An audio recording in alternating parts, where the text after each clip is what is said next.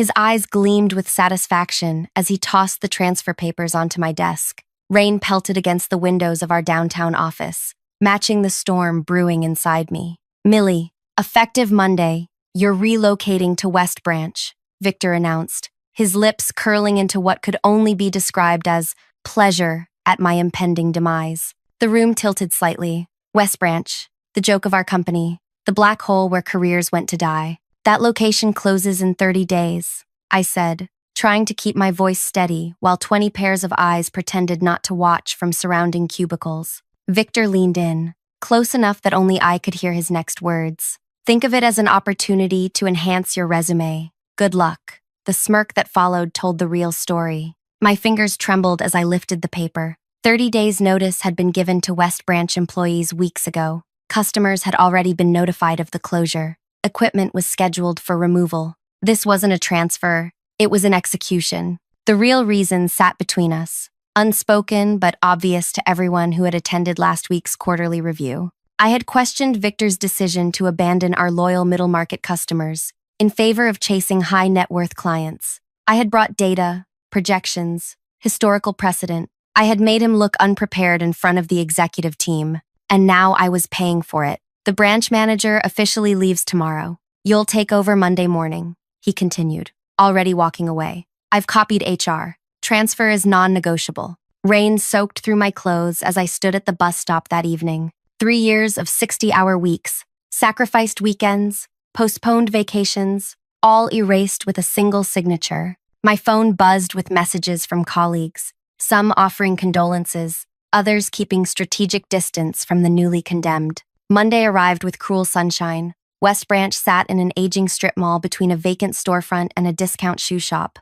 The sign letters had faded to a pale blue, barely visible against the cloudy sky. Inside, the carpet was worn to threads in high-traffic areas, and desktop computers looked like museum pieces. 5 employees looked up when I entered, their expressions a mix of confusion and pity. Nobody had bothered to tell them a new manager was coming to oversee their final month. "I'm Millie," I said, placing my single box of belongings on the nearest desk. "Apparently, I'm your new manager." A woman with gray-streaked hair and tired eyes approached. "I'm Betsy, been assistant branch manager for 16 years. Didn't know they were sending someone new. Waste of your time, honestly." She gestured toward a small office with glass walls. "That's yours, I guess. For whatever it's worth." The manager's office held nothing but outdated training manuals and empty filing cabinets. A thick layer of dust covered everything. On the desk's corner sat a stack of customer exit surveys, most expressing regret over the branch's closure. By lunchtime, I understood the complete picture. This branch had been systematically strangled. Their technology requests had been denied for years. Their marketing materials were outdated. Their customer outreach budget had been eliminated 18 months ago. Yet somehow, this team of 5 was still serving nearly 200 loyal customers who refused to change branches, despite headquarters' best efforts to push them out. "Most of our customers are from the immigrant community or retirees who've banked here for decades,"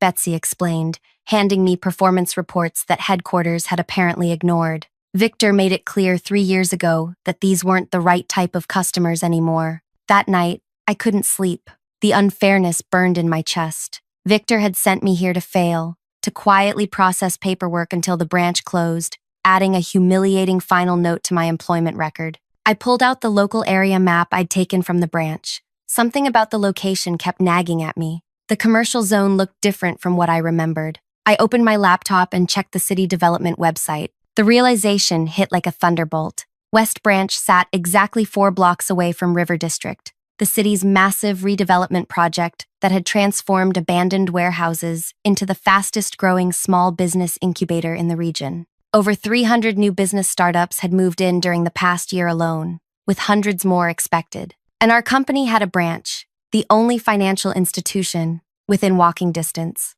I dug deeper. Headquarters had commissioned a regional market analysis last year, but focused only on high-wealth residential areas. They'd completely missed the commercial transformation happening right beside our dying branch. My heart raced as I connected more dots. West Branch had something no other branch had: direct access to hundreds of new businesses that needed financial services. At 5:30 a.m., I was waiting when Betsy arrived to open the branch. I need to understand something, I said, pointing to my map. How many of these new businesses have accounts with us? None, she replied. We tried telling headquarters about the redevelopment, but they cut our business development position 2 years ago, said we should focus on orderly closure instead. The pieces were falling into place. This wasn't just about my career anymore. This was about 5 people losing their jobs because executives were too arrogant to see opportunity staring them in the face. What would you say if I told you we have 30 days to save this branch? I asked. Betsy laughed. A short, bitter sound. I'd say you're either crazy or you don't understand how this company works. Maybe both, I admitted, but I'm not going down without trying. Before we continue, I want to thank you for starting this journey with me. If my story has captured your interest so far, please consider hitting that like button and subscribing to hear more stories like mine. The support means everything, and it helps others find these real-life accounts too. Now, let me properly introduce myself. My name is Millicent Walsh.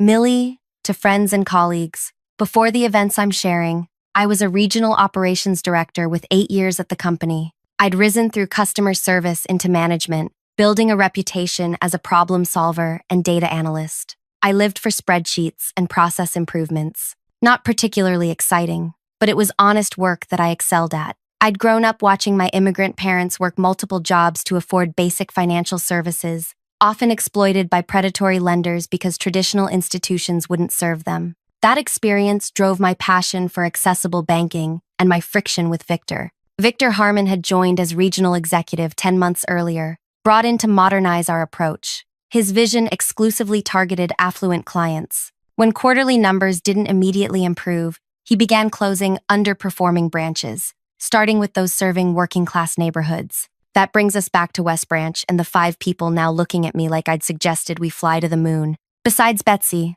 there was Rajan, the loan teller who'd worked there for 23 years, Lydia, the customer service representative studying for her business degree at night, Paolo, the loan officer who knew every small business owner in the old neighborhood, and Grace, who handled account openings and closings. Headquarters has written us off, Paolo said, arms crossed defensively. I've submitted business projections about the River District 3 times. They don't even respond anymore. I pulled out my laptop and showed them the research I'd done overnight. The company doesn't see what we have here, but that doesn't mean we can't show them. Show them what, exactly? Lydia asked, her skepticism evident. That we can get a few new accounts before they lock the doors? They've already told customers we're closing. What if we could get 50 new business accounts in 30 days? I challenged. What if we could show revenue potential that's 10 times what this branch currently produces? Rajan shook his head. Even if we could, Victor would never admit he was wrong. He's been dismantling branches like ours since he arrived. I'm not trying to convince Victor, I explained, feeling the first spark of something I hadn't felt in days. Hope.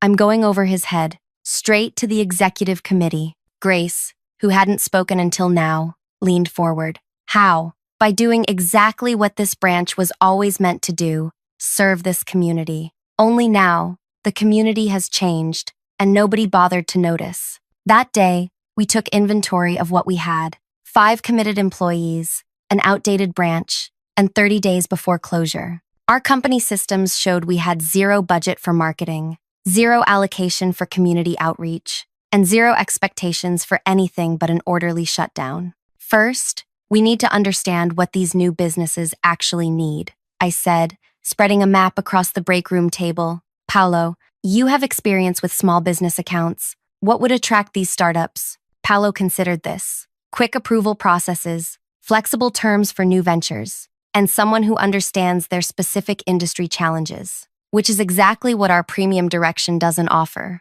Betsy added. I nodded. We need to meet these businesses where they are. Literally. My plan was audacious but simple. While headquarters thought we were processing closing paperwork, we would transform the branch into a business development hub focused exclusively on River District startups. This is career suicide, Rajan warned, though I noticed a spark of interest in his eyes.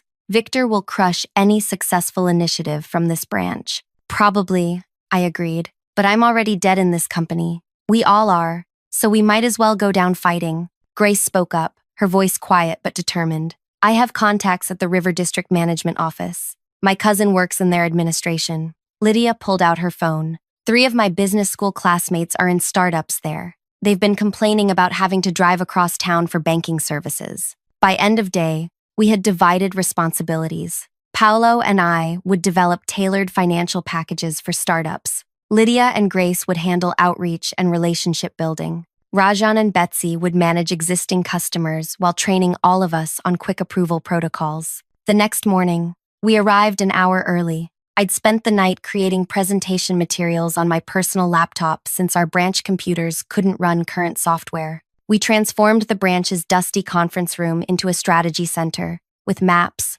target lists, and service matrices taped to the walls. If headquarters asks, we're organizing customer transition files, I instructed. Everything else stays between us. By noon, Grace had secured us an invitation to a River District networking event that weekend. By Tuesday, Paolo had drafted specialized offering sheets for tech startups, service businesses, and manufacturing ventures. Lydia organized current customers into a referral network, incentivizing them with special rates to introduce new businesses. Our first hurdle appeared Wednesday morning. An email from Victor. All West Branch staff are required to attend closure training sessions downtown, effective immediately. Daily sessions, 1 to 5 p.m., for the next 2 weeks. This would kill our outreach efforts. The team looked to me, panic evident. He knows, Rajan muttered. Someone tipped him off. I considered our options. Betsy and I will attend. The rest of you develop technology issues that require you to remain at the branch.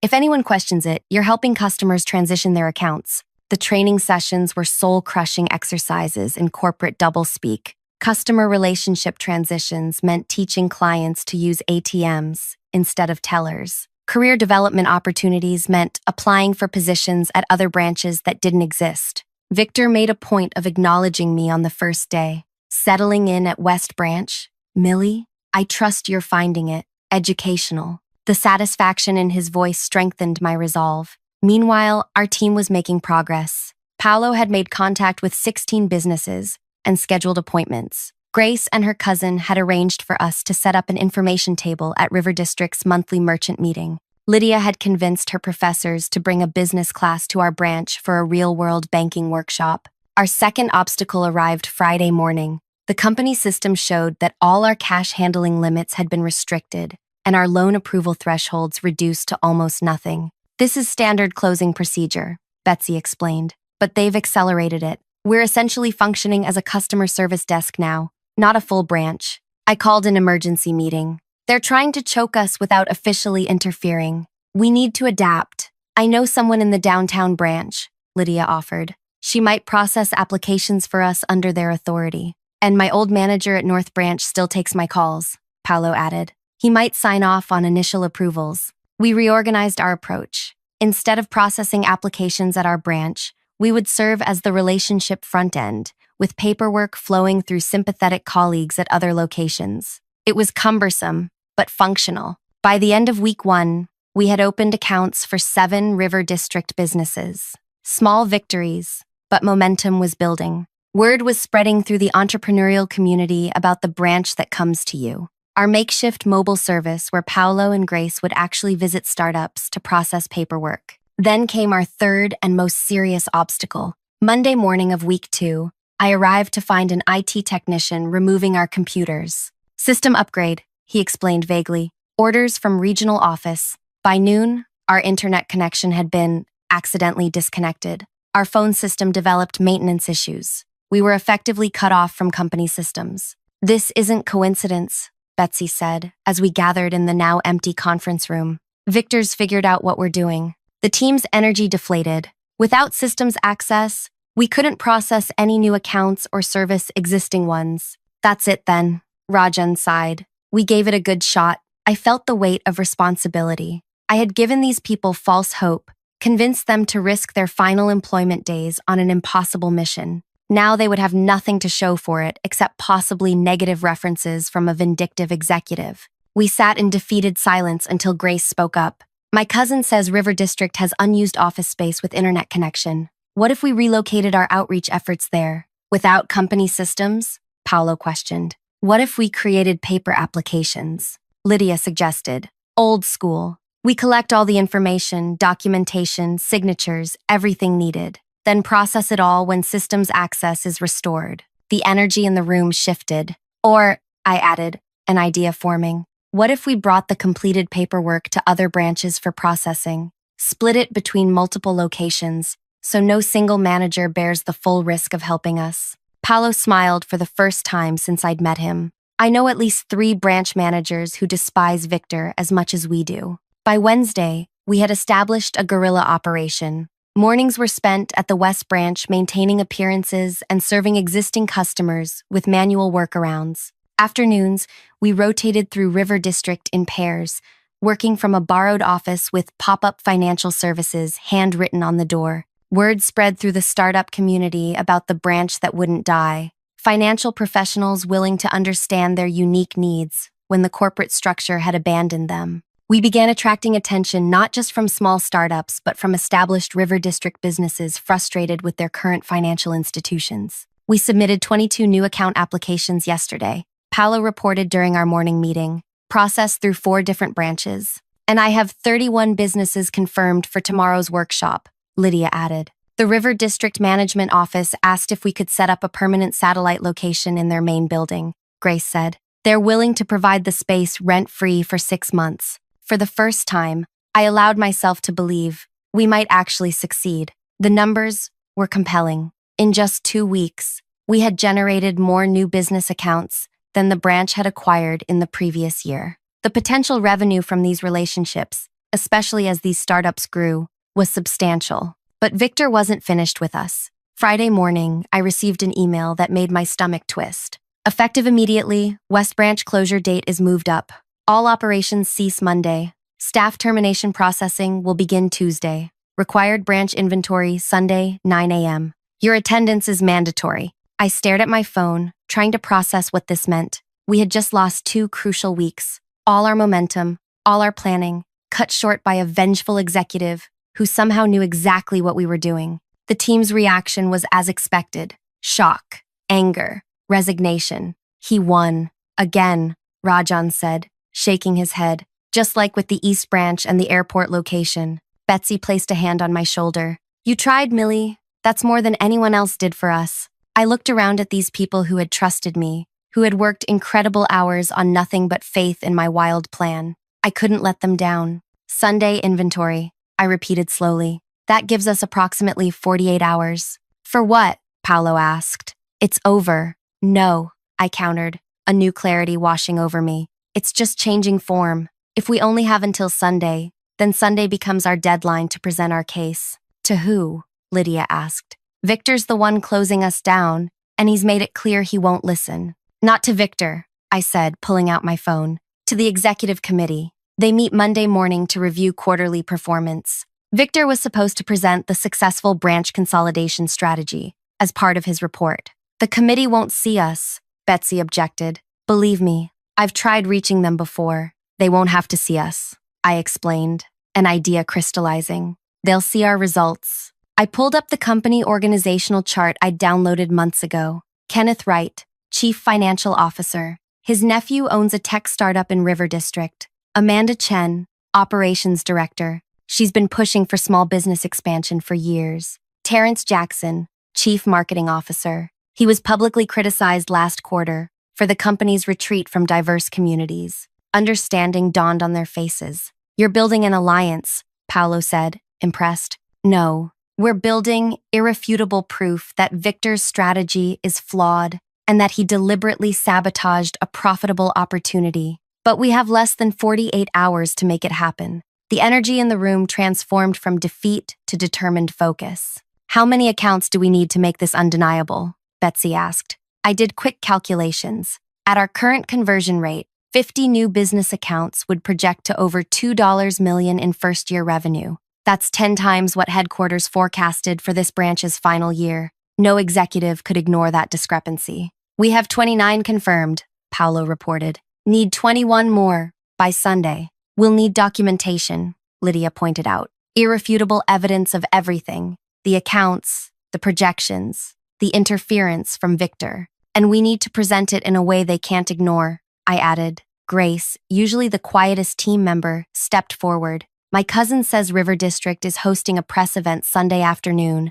The mayor will be there to announce new infrastructure improvements. All the local business leaders will attend. The perfect storm was brewing. If we could secure enough accounts, document our case thoroughly, and create a public moment too significant to ignore, we might just pull off a miracle. But as we dispersed to execute our final push, my phone buzzed with a text from an unknown number. Victor knows everything. Board meeting moved up to Sunday night. Your branch records are being audited now. Be careful. I stared at my phone, cold realization washing over me. The anonymous text confirmed what I'd suspected. Victor had informants throughout the company. The accelerated closure, the system upgrades, the mandatory inventory, all calculated moves in his game. Who was that? Betsy asked, catching my expression. I showed her the message. We have a bigger problem than we thought. The board meeting has been moved up to Sunday night. That can't be coincidence, Paolo said, peering over her shoulder.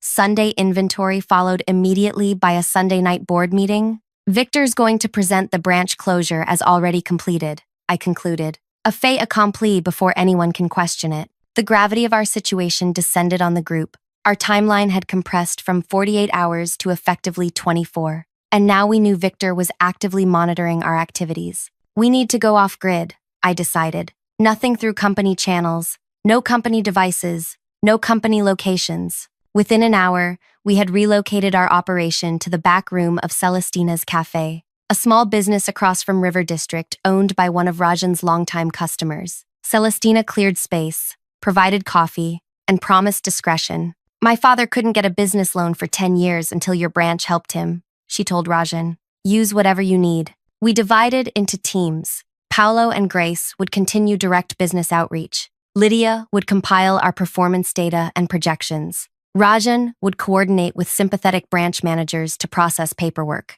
Betsy would prepare the presentation materials. I had the most delicate task, reaching out to potential allies on the executive committee without alerting Victor. Kenneth Wright plays golf every Saturday morning at Hillcrest, Betsy informed me. He's usually done by 10:30 and has coffee on the terrace. How do you know that? I asked. I've worked here 16 years, she replied with a small smile. You learn things about executives when they think you're invisible. Saturday morning found me sitting at Hillcrest Country Club's terrace, nursing an overpriced coffee and rehearsing my approach. When Kenneth Wright emerged from the clubhouse, I recognized him immediately from company events. Tall, silver-haired, perpetually serious. I waited until he had settled at a table before approaching. Mr. Wright, I'm Millicent Walsh, West Branch manager. His expression shifted from annoyance at being interrupted to confusion. West Branch? Isn't that closing? That's what I needed to discuss with you, sir. It concerns your nephew's business in River District.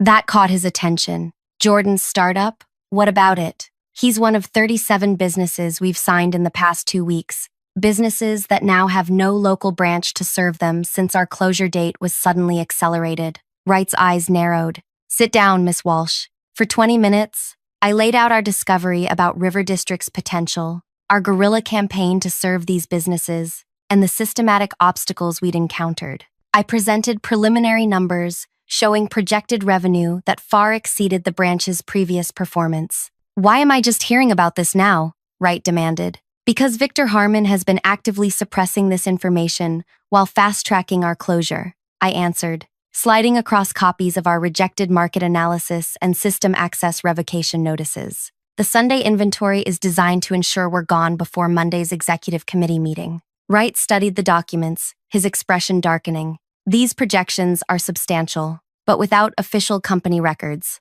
We've maintained independent documentation of everything, I assured him, and we have confirmation from over 30 businesses willing to verify their interest. Wright was silent for a long moment. The board meeting has indeed been moved to Sunday evening. Victor has requested expedited approval for his branch consolidation strategy. Can you delay the vote? I asked. Not without cause. I'd need more than projections. I'd need proof that this opportunity is real and substantial. He checked his watch. I need to go. I appreciate your initiative, Miss Walsh, but the company has procedures. As he stood, I played my final card. The mayor is announcing new infrastructure investments for River District tomorrow afternoon. The press will be there. So will the business owners we've been working with, all talking about how our branch has been the only financial institution actively supporting their growth. Wright paused. What time is this announcement? 3 o'clock. River District Plaza. I make no promises, Miss Walsh. I returned to Celestina's, where the team had been working through the night.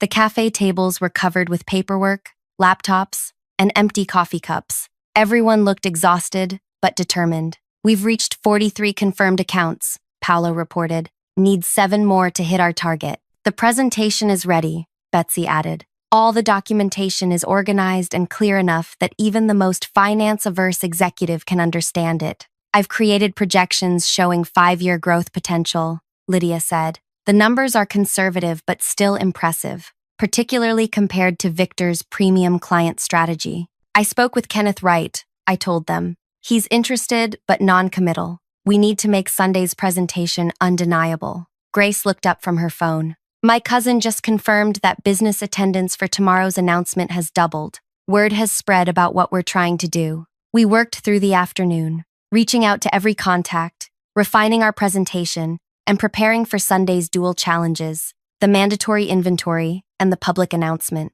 As evening approached, another anonymous text arrived. Victor scheduled system audit for Sunday 6 a.m. before your inventory. He's erasing digital traces of your project. Can he do that? Lydia asked when I shared the message. Technically no, ethically no, practically yes, I answered. Without those records, it becomes our word against his. We needed a solution. Rajan suggested having sympathetic colleagues download records before the audit. Betsy recommended printed backup copies. Paolo wanted to alert the IT department anonymously. Then Grace spoke up. What if we don't fight the audit? What if we make it irrelevant? She outlined a radical plan. Instead of trying to preserve digital records within the company system, we would create an entirely new, independent record of our achievements, customer testimonials, signed account applications, video statements, revenue projections, certified by an independent accountant friend of Lydia's. Victor can erase company records, Grace explained, but he can't erase external documentation that exists outside his reach. By sunrise Sunday, we had created a comprehensive physical and digital portfolio of our River District initiative. 52 businesses had committed to accounts, exceeding our goal. 23 had provided video testimonials about their experience with our team. 17 had signed letters describing how Victor's policies had previously prevented them from working with our company. The morning's mandatory inventory proceeded with tense formality. Victor himself arrived to oversee the process, watching with barely concealed satisfaction as we cataloged office supplies and prepared to hand over keys. I'll need your company IDs and devices before you leave, he instructed coldly. Your final checks will be mailed after exit interviews next week. Of course, I replied calmly. We'll bring everything to the River District announcement this afternoon. I assume you'll be there? Confusion flickered across his face. What announcement? The mayor's infrastructure announcement. All our new business clients will be there too. Did headquarters not inform you? Kenneth Wright seemed very interested when I mentioned it. Victor's expression hardened. This branch is closed, effective immediately. Whatever unauthorized activities you've been conducting, end now. I've already informed the executive committee about your inappropriate solicitation of Mr. Wright and your unauthorized client outreach. He leaned closer, voice low. Did you really think a failing branch manager could challenge me? By tomorrow, you'll be lucky if you can get a job as a grocery store cashier in this town. I maintained eye contact. See you at 3 o'clock, Victor. As he stalked away, the team exchanged nervous glances. Did you just directly challenge the man who's firing us? Rajan asked. I did, I admitted. And he's right about one thing. A failing branch manager can't challenge him. I reached into my bag and pulled out the portfolio we'd created. But this can. At 2:45 p.m., we arrived at River District Plaza, where a crowd had already gathered. Local news cameras were setting up near a small stage. The mayor and other officials were chatting with business owners. And standing at the edge of the gathering, looking distinctly uncomfortable, was Kenneth Wright, along with 2 other members of the executive committee. They came, Betsy whispered, gripping my arm. But where's Victor? He'll be here, I assured her, though uncertainty gnawed at me. If Victor chose not to appear, our public confrontation strategy would collapse. At precisely 3 o'clock, the mayor approached the microphone to announce a $50 million infrastructure investment in River District. As she spoke about economic growth and business development, I scanned the crowd anxiously. Then I spotted him, Victor, standing near the executive committee members, speaking urgently into one's ear. The mayor concluded her remarks and introduced the River District Business Association president, who began acknowledging key partners in the district's success.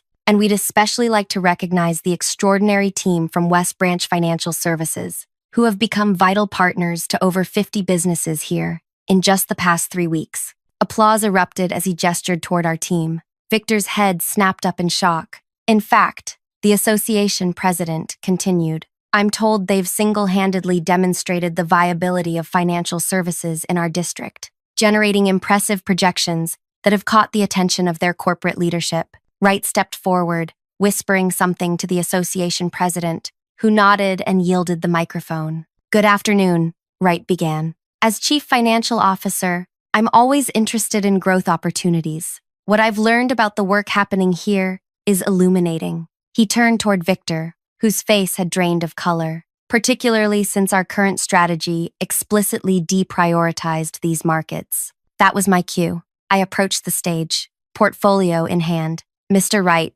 we've prepared complete documentation of our findings, I said, voice steady despite my racing heart. 52 new business accounts established. Projected first-year revenue exceeding $2.3 million. Growth potential analysis for the next 5 years. I handed him the portfolio, adding, including detailed records of the systematic obstruction we encountered while developing these relationships. Wright accepted the portfolio, opening it to review its contents while the crowd watched in silence. Victor stepped forward, face twisted with anger. This is completely unauthorized, he hissed. These people have been operating outside company protocols after being explicitly instructed to process an orderly branch closure. Wright looked up from the documents. Is that true, Miss Walsh? Did you disobey direct instructions regarding branch closure? This was the moment everything hinged on. I took a deep breath. Yes, sir, I did. Because those instructions contradicted our company's stated mission to serve communities and support business growth. When we discovered the River District opportunity, we had a choice: blindly follow a flawed strategy or demonstrate a better alternative. I gestured to the business owners in the crowd. These aren't just accounts. They're partnerships that will grow with the right support. They represent the future of banking in this community. Wright turned to Victor. You were aware of this potential? These are inflated projections, Victor insisted. Unverified claims from a manager trying to save her job. The association president stepped forward. Actually, we can verify everything. Our members have provided statements and growth projections. The economic impact analysis from the city supports these numbers. The potential here is real. For the next 15 minutes, business owners approached the microphone, describing how our team had created tailored solutions for their needs when other institutions wouldn't. With each testimony, Victor's position visibly weakened. Finally, Wright addressed the crowd. On behalf of the company, I want to thank the West Branch team for their initiative. Rest assured, their work has not gone unnoticed. He turned to me. Miss Walsh, the executive committee will review your findings thoroughly at tonight's meeting. I believe we may need to reconsider certain strategic decisions. As the event concluded, Victor cornered me away from the crowd. You've made a serious mistake, he warned, voice low and dangerous. This little publicity stunt doesn't change anything. I still determine your future with this company. I smiled calmly. Actually, Victor, you don't, because I don't have a future with this company. I resigned this morning. His expression shifted to confusion, then triumph. So this was all for nothing. You quit anyway. Not for nothing, I corrected him. I accepted a position as River District's first director of financial development, working directly with these same businesses to establish a community development financial institution. The mayor offered the position yesterday. I handed him a business card with my new title, and our first initiative will be establishing banking partnerships with institutions that actually value these clients. Kenneth Wright has already expressed interest in discussing how your company might participate under new regional leadership. Of course, the color drained from Victor's face as understanding dawned. You set me up. No, Victor, you did that yourself when you tried to bury opportunity for the sake of your ego. I just made sure everyone could see what you were doing. I turned to leave, then paused. Oh, and the file I gave right includes documentation of how you manipulated performance metrics to justify closing branches in predominantly minority neighborhoods, including moving high-value accounts to other branches right before evaluation periods. The board might find that particularly interesting given the discrimination lawsuit the company settled last year. 3 hours later, my team and I sat in Celestina's cafe, watching breaking news on her small television. The reporter announced a shakeup in regional leadership at our former company, with Victor being placed on administrative leave pending review. "I still can't believe it worked," Rajan said, raising his coffee cup in a toast. "I can't believe you resigned before knowing if it would work," Betsy added, looking at me with newfound respect. I smiled. I realized something important during these 3 weeks. Success isn't about winning within a broken system. It's about building something better. Paolo raised his cup. As we celebrated, my phone buzzed with a message from Kenneth Wright. Executive Committee unanimously voted to establish permanent River District location. Position of District Director open immediately. Interested? I showed the message to my team. Their expressions asked the question before they could speak it. "Don't worry," I assured them. "I already replied that I'll only consider it if I can bring my own team. All of you." Lydia grinned. "From fired to hired in the same day. Not bad. Not bad at all," I agreed, thinking about the journey we'd traveled in just 30 days. From a branch destined for closure to the company's most promising new venture. Sometimes the best revenge isn't about destroying your opponent.